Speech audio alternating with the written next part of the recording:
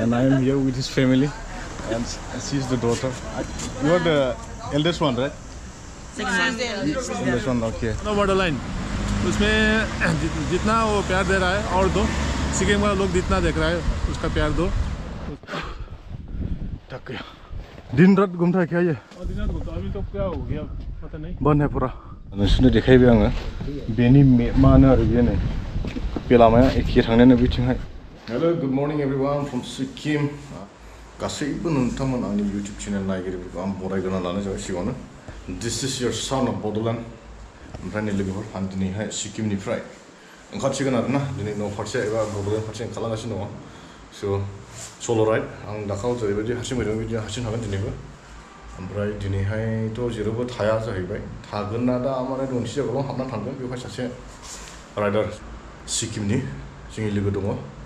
नै बेखौ लोगो लानानैहाय दा मोनसे जायगायाव एसे बेरायनानै थांगोन होनदों आरो स' बिदिब्ला लोगोफोर नोंथांमोना भिडिअखौ नायलांबाय थाजोबदोसै ओमफ्राय गासैखौबो बड'लेण्डआव लोगो मोनफिननो थांसिगासिनो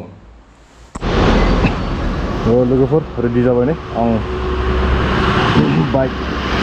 बाइकआव दंफैगासै ओमफ्रायहाय बेनिफ्राय सिदा थांगोन आं रंफ' बे लोगोन रंफ' फैगोन रंफ'निफ्रायहाय लामाया बोरै जागोनथाय लेफ्ट लानांगौ होनदों ओमफ्राय आंथ' मिथिया सोरबा बे माबान भाइया बोरै लानानै थाङो बिदिनो थाङासै आरो finally I am done thank you भाई बाय बाय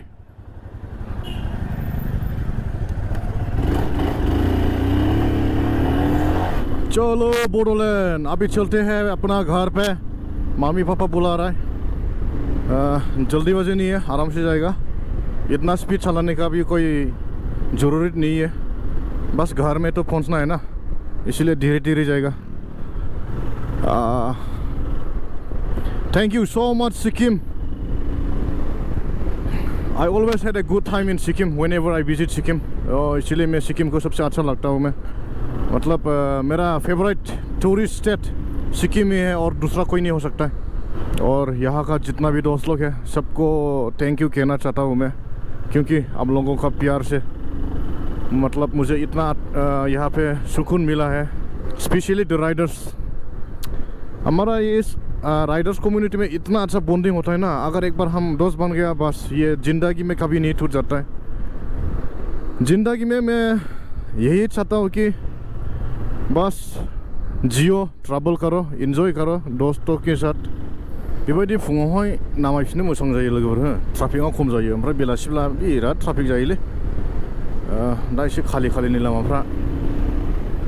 आं रंफ'सिम थांगोन रंफ'निफ्रायहाय गोजौआव थांनो लिंदों आं दहाय खिन्थाखाबाय नबेन भैया बे नेगासिनो आंखौहाय ओमफ्रायहाय बिनिफ्रायसो एसे बेरायनानैहाय न' फारसे थांफिनगोन आरो दाबो ब्रेकफास्ट खालामखायाखै दा बेजों खालामनोसै ज'नो ओमफ्राय नै दायो थांगासिनो दङ लामायावहाय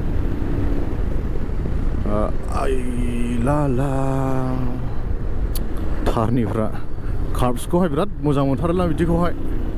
बे अन्थायाव नामथाखानायलै फेनानै फैनांगौला लोंग्राफ्रा बेनोल' लोगोफोर एबा फंबायफोर आं बेखौनो बुंनो सानो दा नों हायो होननानै जिरायनो मोनो रेसिं होनायखौ एकदमबारे टटेलि स्टप खालाम ओमफ्रायहाय हागौमानि नोङो सेफटि गियारजों नोङो राइड खालाम स' देट माबा मोनसे नों सिलि मिस्टेकनि थाखायहाय नोंनि जिउआ खहा जाया आरोना दा बावैसो सिगां प्र' राइडार 1000आ एक्सिडेन्टआव थैनानै थांबाय बियो माने एकदमबारे रेकर्ड लानो बिराद ट्राइ खालामो आरोना new record just to break the others record and make a new record for himself बिराद बेबायदि चेलेन्जिं राइडारमोन बियो हो सुपार बाइक सालायो बियो 300 km/h स्पिड बियो एटेम्प्ट खालामदोंमोन ओमफ्राय नै बेयावनो माने हि लस्ट हिज कन्ट्रल ओमफ्रायहाय बियो एक्सिडेन्ट जानानैहाय थैनांबाय आरो दा बेबायदि नङा नोङो बाइकआवहाय होखायो स्पिडखौहाय हो नों सालायजोबनो हायाबो जानो हागौ खिन्थु बेखौहाय ट्राइ खालामथाबबाय थानानैहाय नोङो बिनि स्पिडखौ नायनो होनला मा जानांगौ जाखो जायाना बे ओंखायनो आं फंबायफ्राखौ बेखौनो बुंनो सानो माने जायफ्रानाखि सुपार बाइक सालायो ओमफ्राय बिदिनो स्पर्ट्स बाइक नोंथांमोना गावबा गावनि जिउखौहाय एसे दाम गोसा होननानै सान भेलु हो जाहाथे बेफोरबायदि एक्सिडेन्टआवहाय थैलाबायनानै थाङा एबा जिउ खोमानाङा आरोना आं बेखौल' बुंनो सानो safety first always safety first रंफं मोनफैबाय नै बिनि लकेसनाथ' बेयावनोलै that means ओरैहाय जानांगौनदां इयो where are you brother oh बाइकआथ' दङ नै yeah असलनि बाइकआ नुबाय दा बायदि ड्यूटी नहीं है आज भैया आज ड्यूटी नहीं है ड्यूटी नहीं है आज ड्यूटी है ना अच्छा अच्छा और छुट्टी मांग के आया लोगोफोर दायो आं नै नवीन भैया here Navin is here and I am here with his family and she is the daughter you are the eldest one right eldest one okay so दा बिसिनावहाय आं ब्रेकफास्ट खालामो ओमफ्राय बेथ' फरायना नुबाय थायो जों नवीन दा बेयो बिसिनि फिसाफोरथाय बे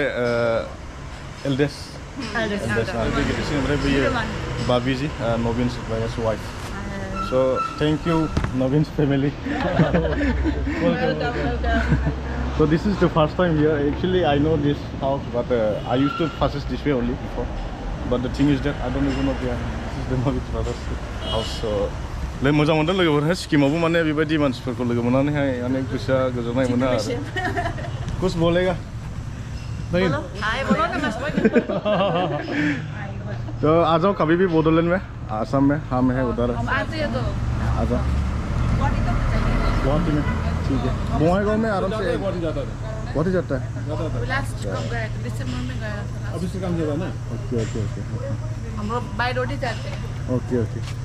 अच्छा बाय रोड ही रास्ता डैडी ऐसे बेटी ऐसे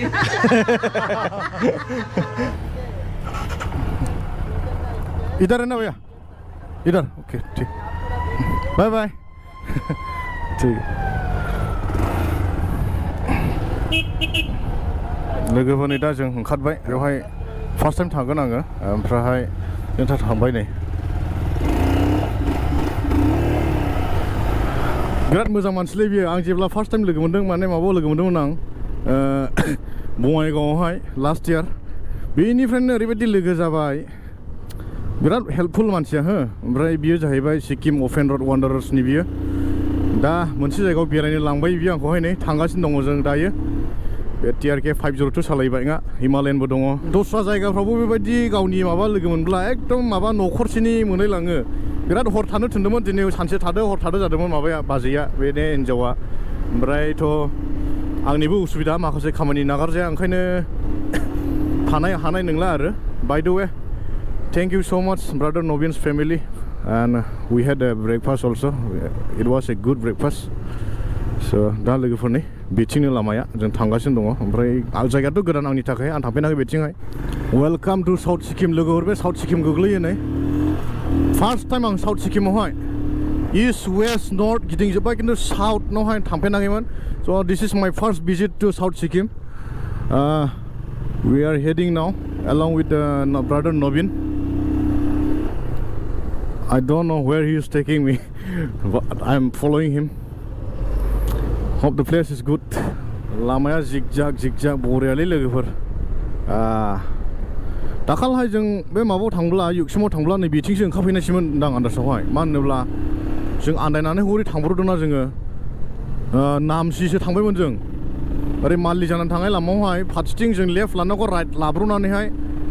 नामसि रडजोंसो सहैबायमोन ओमफ्राय बेसेबा गोजान एकदम 1 hour वेस्ट अफ टाइम ओजों थांनानैहाय जों ओंखारनानै फैफिननांदों आरो दा नैबे लामायाव सहैगोन दां बे लामाया आं बेबायदि एखे मोनबाय होयो आसोला मोजां सालायथारो बेखौ दा फैनायाव सालायथारगोनलै र' बिनि TRK खौहाय सानसे सालायलाबो मेङाना लोगोफोर बिदि लामायावहाय ओंखायनो बिदिखौल' मोजां मोनो आङो ओमफ्राय गोदान जायगा गोदान लामाब्ला एकदम साबसिन मोनो it's always feels good to explore the new places and the new roads love to ride in the new roads दा अखा हास्रो बिलाइ गोथां रोदोमनाय जोंनि आसामनि बड'लेण्डनि बैसागु बोथोरजों मिलायदों नै ओरैनोबो जायगाया हो दाखालिसो बैसागु जानानै थांबायना ओमफ्राय गोदान बिलाइ रोदोमनाय नैबेयावबो बेबायदिनो बिराद समायना आरो थांफिननोसो बालायलांबायरा ना थालांफिननोसैसो आंलाय थालेमब्रबायरा उसुबिदा जाबायना लोगोफोर थानो दोनजोबखादोंमोनलै ज'नो दा बोरै थालाङा हिमफिनो दे बिराद उसुबिदा जाबाय दासो बुजिदों आङो बिराद जारला जाबाय साननांगौ खामानि मावबोरै नालाय आंबो गरमे गरम माबा थांनांगौ मानांगौ होनब्रबाय जारला दानिया दिगदारलै मालाबा थाफैफिनथारनाय आं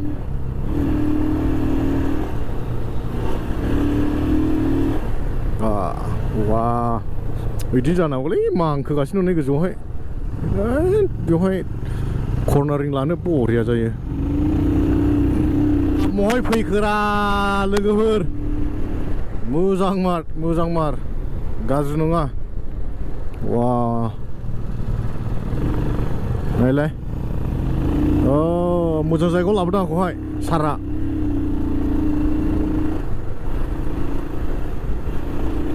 डिउटिखौनो अफ लालायबाय दिनैहाय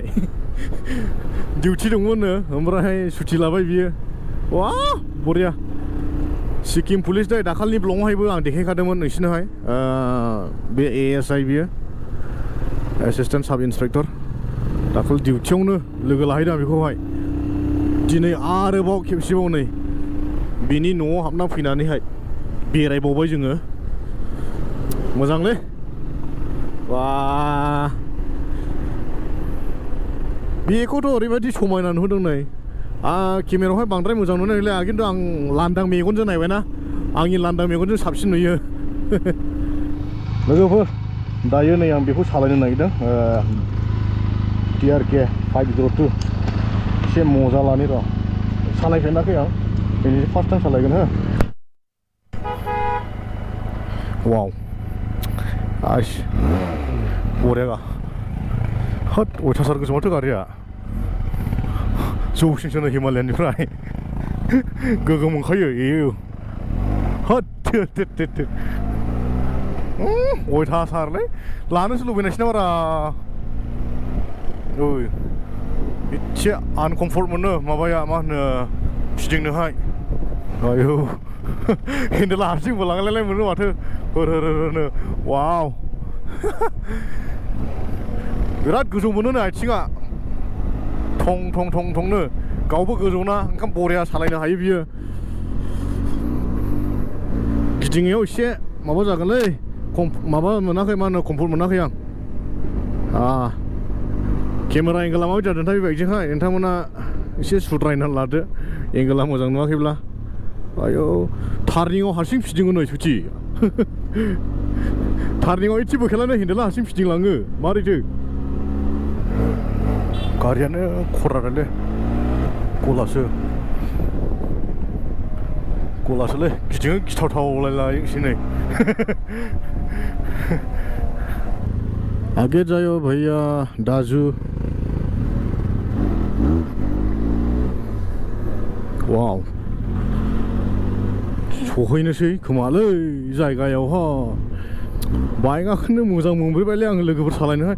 दा थांफिनावबो सालायनानैसो सालायखालांगासिनो दं आंलाय वाव जायगाया माथो खोमसि एसे दरसेसो जाहांदोंसै नै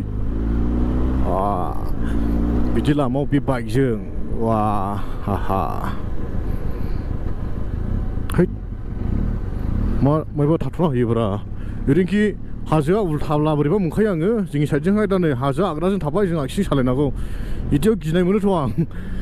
हाजोआखौ बोखाना दोनहरजानायला सानलायलायखायो आं ओरै थानांगौ आरोखि बियो जोंनि साइडजोंहाय होमब्ला हयले मोजां मोनो एसे गोग्लैलांला बासिखारा लोगोफोर ओरै आगदाजों गोग्लैला बासिबाय खिन्थु जों साइडना नै ओरैना उल्थाना बिराद बोरैबा मोनो आं बिदियावहाय हावासि बारि मोनबायलां लामाखौहाय हरावहाय गोथैफोरसो थाथेनाय नामाब्रा बे लामाफ्रावला माथो गारि गंसेबो लोगो मोना नै लोगोफोरनि सफैबाय जोङो दायो The greenery of this village is sustained by Sadam Suntale Joint Forest Management Committee. लोगोफोर दायो नै जों भैया क्या बोला जाएगा का नाम ये जाता है हाँ Tarey Bhir Tarey Bhir Tarey okay Tarey Bhir जों नै बेहाय सफैबाय दायो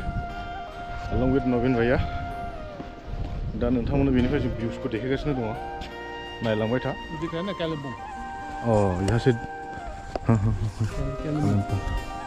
कालिम्पोङ को बेनिफ्राय नुहुरजोबो नै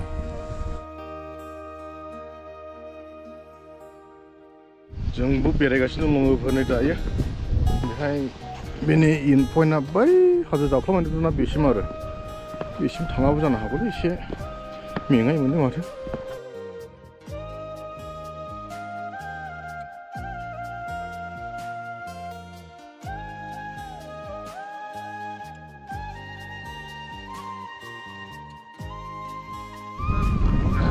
जंगल है पेड़ है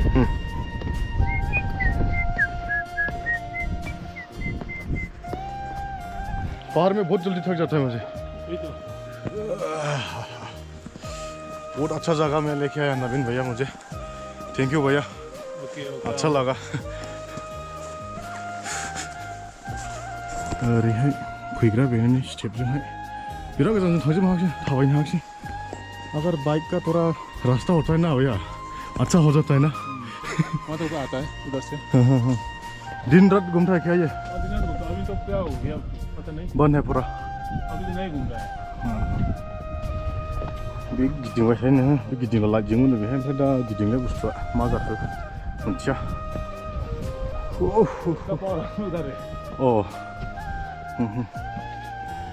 नायस्राबाथ'लै भिउसखौ लोगोफोर बेहाय नोंसोर नाय बे जाहैबाय जों दि दहाय नै बैजों फट' लालाबायबाय ना नोंसोरनो देखायबाय आङो बेनि मेपआनो आरो बेयो नै बे लामाया एखे थांनायानो बैथिंहाय एखे आरो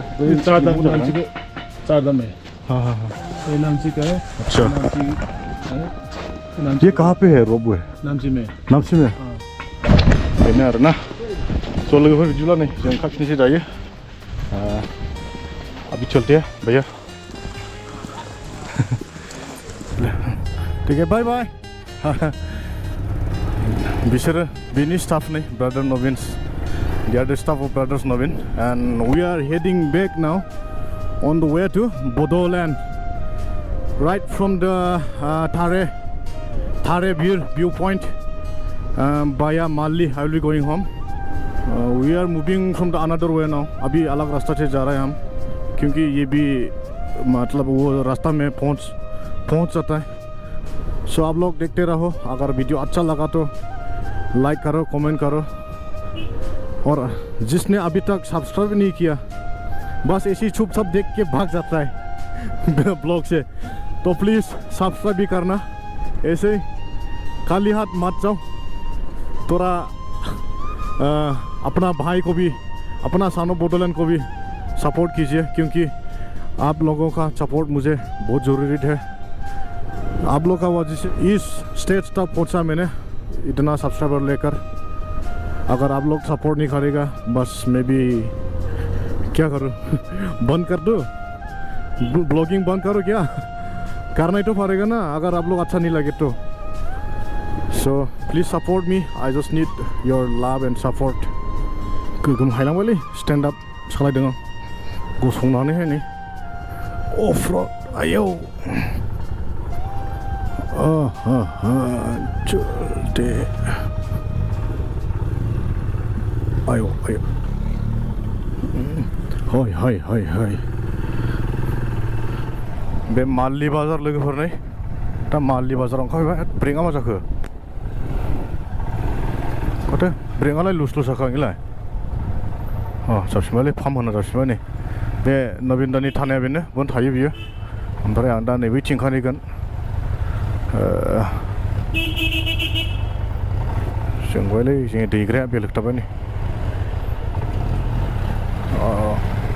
चलो नहीं राइबाई रहा अभी नवीन भैया को छोड़ के जा रहा हूँ so thank you so much brother welcome it means a lot to me कितना बार थैंक यू बोलेगा नहीं अभी थैंक यू बोलने से भी मतलब खुश नहीं होगा मतलब इससे भी ज़्यादा क्या बोलो और थैंक यू से ये हो गया मुझे मतलब कुछ वर्ड ही नहीं आ रहा है बुक में अच्छा से घुमाया निकल आएगा भाई इनका जो यूट्यूब चैनल है ना सन ऑफ बोडोलैंड उसमें जितना वो प्यार दे रहा है और दो सिक्किम का लोग जितना देख रहा है उसका प्यार दो उसका चैनल सन ऑफ बोडोलैंड है सब्सक्राइब करो बेल का दबाओ थैंक यू ब्रदर ढेर सारा उसको प्यार दो thank you so much okay love Sikkim police और मत मला हाँ भैया है भाई बोला अभी ड्यूटी में नहीं है ना ड्यूटी में सर है नहीं ड्यूटी में यहाँ जो सर मत बोलना ठीक है भाई है ना भाई बोलो हो जाएगा ठीक है okay thank you brother thank you so much लोगोफोर आं गासैखौबो नागारबोजोबनानै नै दा हारसिं फैबाय ओमफ्राय दा बेंगल हाबबाय नै ओरैबायदि अननाय होयोलै थाब बे रावाल' गोसोफैबाय थागासिनो दं अननायनो हो माने मा बुंनो बेरायहैबाय गावनि न'आव जाबाय लोंबाय ब्रेकफास्ट खालामबाय नबिन्दानावहाय ओमफ्राय दायो नै फैयैहाय जेब्लानाखि भिडिअ लानोसै होमब्ला माने थाव सोखानायसै आरो ओमफ्राय दिफुआव थाव सोनो होननानै गावनो लाखिफैदों आं सानदों बेबो सोगोन बेनिबोथ' खमखासैमोन नालाय दाने आंबो सोनायसै थाफायबाय गावनि सोआखै आंनो सोहोबाय ओमफ्राय सोखांनानैहाय फैसा गैया माला हरखो फाथा मोनाखिसै आं फैसा हरनो स्केनार माबा बिबाय मालाबा हरना दोनबाय ओइ बेबायदि अननाय बहाय मोननो रा नोंसिनि सानाव बड'लेण्डआ बांसिन अननाय मोनसेलाय लोगोफोर मिथिबायना मा एफारा अनग्रा जागोन सानाव बड'लेण्डखौहाय दा मा होनो खुगायावहाय माने जितना भी बोलो ना कमी होता है आप लोगों का प्यार इतना सपोर्ट मिला में बुंबाय थानो आङो ओमफ्राय आं बारा लाखिनाय नंला आं डाइरेक्ट सालायगोन मा होनोब्ला एसे मा होनो सेरफांगुरियावहाय डिनार इनभाइटेसन दंबावोलै सासे फंबायनियावहाय आं दा बुंथ'ले र' फंबायखौ दा खावब्ला देखायनोसै आं थांगासिनो दङ नै दा फंबाया डिनार खालामनानै थां होनना बुंनायखायहाय डिनार खालामनानै थांनायसै रजे नोंनि फंसे बिबुंथि जाखांफैयो रोमै नों बुंलांनाय बै फेलेंनि हांमा सुरै सफैबाय आं नैबे गाथोनाव नोंखौ सन्दानै दानै लामा आन्दायनानै नेनानै दङमोन आं नोंखौ फैगोन साननानै माथो सानासो दोबैलांबाय मारै जाखो ममता दीदी इन लोगों के लिए कुछ कर दीजिए ये रास्ता बहुत छोटा है एक और रास्ता बना दीजिए एक साइड देखो कैसा गाड़ी चला के आ रहा है ये तो सब बंगाल का नंबर है ये भी देखो ओए मालिक क्या मेरा छाड़ के ऊपर जाएगा क्या अच्छा श्रीरामपुर ओंलेलै बेने माबा थाम्फै मुलि बायदि नुबाय नै थाम्फै मुलि नामा थाम्फै मुलि साबाय नामा ब्रा बिलाय बिदि जायो भाई ले लिया भाई पैसा ले लिया कितना लिया साहब जब तक पैसा नहीं देता है ना गेट भी नहीं खुलता है ये श्रीरामपुर का हेलो लोगोफोर नै आं दायो बड'लेण्डआव सफैबाय मा होनो बेखौ दैजिरि ना ओमफ्राय बेवहाय दिन्थिनो थांगासिनो दं फंबायफोर दङ नै सेरफांगुरिनि सानैबो सेरफांगुरि ना ओरैबायदि सारप्राइज जाबाय नै माबा आर'नाइ लालायनानैसो आंखौहाय वेलकाम खालामबाय थेंक इउ भाइफोर मोजां मोनबाय दा नोंसोरजोंहाय बिदि वेलकाम खालामजोबनानै बिराद मोजां मोनदों आरो बायरानिफ्राय फैनानैहाय लोगोफोर दा सेरफांगुरियाव दङ नै ओमफ्राय टाइमा एसे थांबाय गोबाङैनो 9ता 9:30 बारबाय आं सोरजों दङ सानसोरां फंबाय दङ नै ओमफ्राय बिजोंहाय सानै फंबायफोर दङ बेयाव मानो फैदों होनोब्ला खिथानि आङो सानसोरांजों एसे फनावल' रायज्लायदोंमोन मारैहाय माला सफैया ओमफ्राय बेवहाय बे मा खालामखो दा जाबाय डिनार खालामबाय बिसिनियावनो मादै ओरैबायदि मोजां संनानै जाहोबाय